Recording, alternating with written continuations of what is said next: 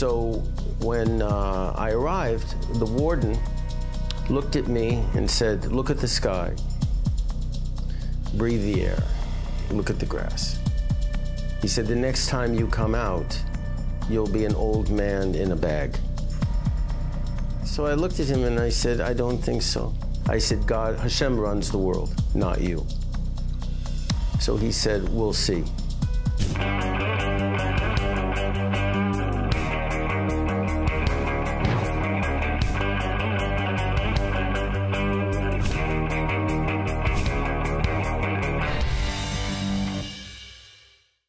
יהונתן פולארד, קודם כל אני ממש מתרגש לפגוש אותך. לא האמנתי שיהיה יום שבו אני אזכה לפגוש אותך בחיי, בחייך. אז קודם כל, ברוך הבא. תודה רבה. אתה אחרי 30 שנים בכלא בארצות הברית. 30 שנים בתנאים קשים מאוד. קודם כל, איך שומרים על שפיות בתנאים כל כך קשים, בבידוד כל כך מוחלט? Keeping your mind in prison is a very difficult thing. Most people that I know had very long sentences like me. They were death sentences, basically. And most of those men lived on hate. And you can live a long time on hate. But it leaves you empty at the end of the day, and it leaves you without hope and without a reason to live. So in prison, you usually end up dying in that case, either spiritually and then first spiritually and then physically. With me, I lived on two things, love and yirat shamayim. Love was love of Esther Yochevet, my wife, alei shalom, and love of Eretz Yisrael. And it was Kavod Harav Mordechai Eliyahu, Zefer Tzaddik Livracha, who pointed out to me that both of them, Eretz Yisrael and Esther Yochevet, had the first initials, that they were the same. So loving one allowed me to love the other. As far as Yirat Shamayim was concerned, this is where I first learned it, and it was Esther who taught me this.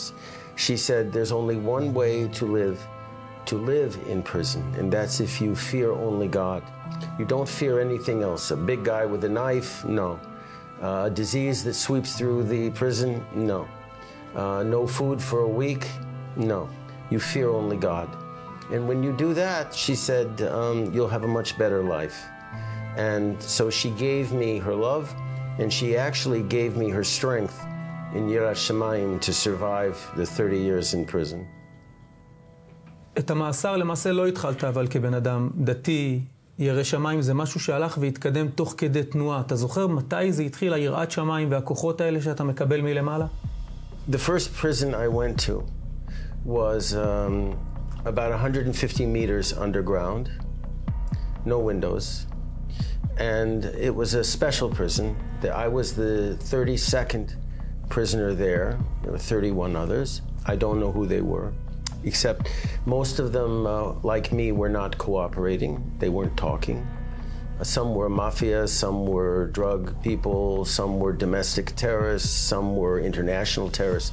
But all of us had one thing in common. We weren't talking.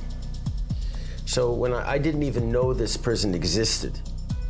So when I arrived, the warden looked at me and said, look at the sky, breathe the air, look at the grass.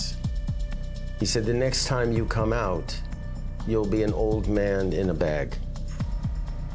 So I looked at him and I said, I don't think so. And I don't know why I said it. It was like a bat call that came through my mouth. I said, God, Hashem runs the world, not you. So he said, we'll see. So in this prison, the light was kept, the cell was 2 meters by 2 meters by 2 meters. And the light was kept on the whole time. The toilet was flushed maybe 3 times a week. They fed us 3 times a day. I don't know what it was. I hope it was dog food. At least then it would be sterile. I don't know though. And nothing to read, nothing to write, no phone calls, no visits. It was pretty bad. And the warden later told me there are two ways to leave this prison. You can talk, or you can use the bar over the door to hang yourself, one or the other. So I sat down, and I didn't want to die, but I couldn't talk. So what did I do? I finally had to make I became reacquainted with HaKadosh Baruch Hu, because I said to him, I can't do this on my own. It's beyond me. I need help. So at that point, I negotiated with Hashem, like Avram Avinu. I negotiated with Hashem, and I said, I will do this, this, this, and this, if you save me. And those promises I keep to this day. So at the end of 7 years, I walked out, and as I was leaving, I asked one of the guards, why is it that all the lights are off? He said, you're the only one living. I was the only one that walked out alive. So I said, Baruch Hashem. So when I got up to the top, out into the day, the same warden was there. And I have a problem sometimes with keeping my mouth shut. You know, time and place, it doesn't mean anything to me. So I looked at him and I said, you see, God runs the world. I lost a tooth, but that was okay. He punched me, but that was the nicest pain I ever experienced in my life. Al Kiddush Hashem, it was fine. So in a real sense, Hashem saved me during that time. I had no Sidur, I had no Tanakh, I had nothing.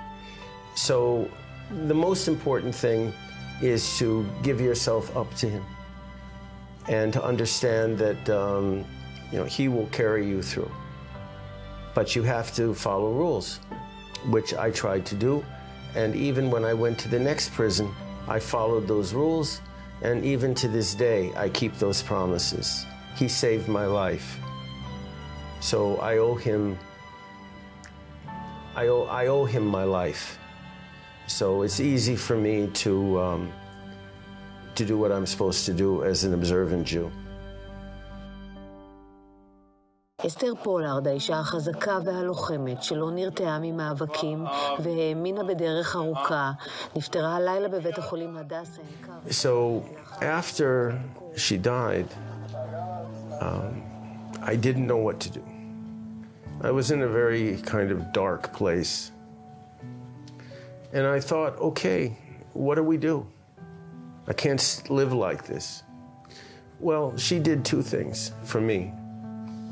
Number one, she did the shidduch with Rivka. And when I asked her, why are you doing this? She said, I want you to be happy. Who does this? So she protected me that way.